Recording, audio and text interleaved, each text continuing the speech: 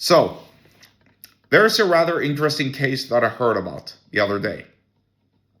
I don't know for how long this lasted. I don't know if it's still in effect. I think it's not in effect still.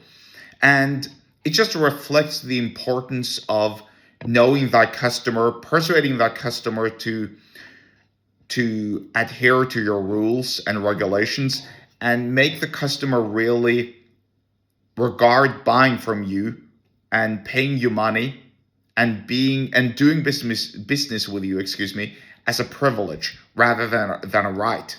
Here's what I mean. So I'm going to illustrate this by telling a little story that I heard the other day about something that took place in India. So in India, there's a lot of cobras. You know, the venomous snakes, the cobras. They obviously cause a lot of mischief and harm and kill people.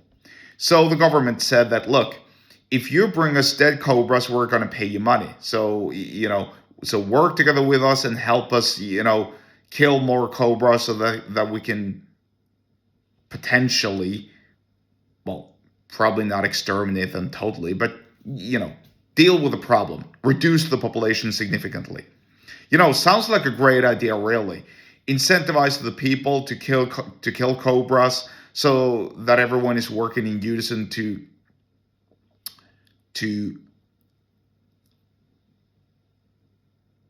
stop the problem from being a problem. Obviously, I lost my train of thoughts there. I don't know why. So anyway, some smartasses, of course, figured out that, hey, if we actually breed cobras, we can breed thousands at a time, and we can kill thousands that we breed, and then we can bring it to the government, and then we'll make a lot of money. And so they started these cobra breeding farms, or whatever you want to call them. And obviously that worked well in the beginning because they brought a lot of cobras to the government. But the government eventually found out that these guys were breeding cobras deliberately just to make a few extra bucks. So the government canceled the whole scheme. And what did these cobra breeders, whatever you want to call them, the cobra farmers, whatever you want to call them really, what did these people do? Well, they released the cobras into the wild because they didn't bother running a cobra farm if nobody were going to pay them.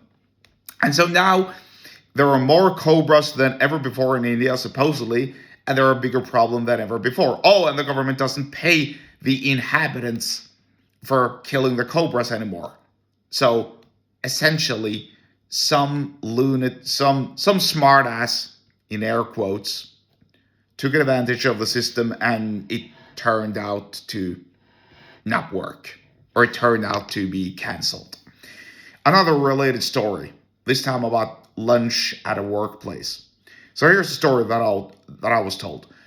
At some workplace, somebody suggested the idea that anybody who had to work late, work late shifts, or needed to grab something to eat on the go and so on, they should be giving like the option to get free food or free lunch if they couldn't make it home back in time for dinner within a reasonable time frame.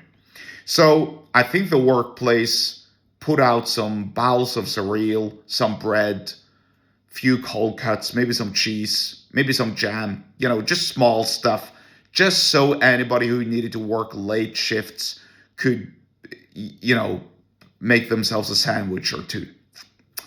Which sounds like a good idea on paper. But in reality, of course, some other jackasses, of course, started helping themselves from the food which they weren't privy to, or which wasn't meant for them.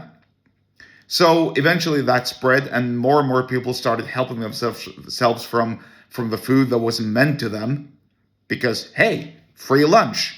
Well, literally, there is no free lunch. What are you thinking about? If there is food at a workplace that isn't yours, well, surprise, mofo, that food ain't either. It's not free or it's not your food, and you can't, eat it because that would be stealing.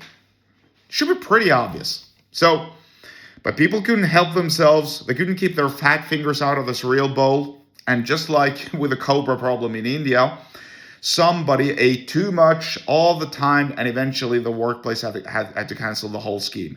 And so now those who had to work late didn't have any option for having free overtime food, which just goes back to the problem. Qualify and curate your customers and make sure that they don't game the system and take advantage of you in an unfair way. If you do that, you will actually persuade people to buy more from you because they will consider buying from you a privilege. Think about that and think long and hard about it. If you want to learn more about persuasion in business, then get subscribed to my email list. The link to do so is in the episode description wherever you're watching and or listening to this, and I'll see you there.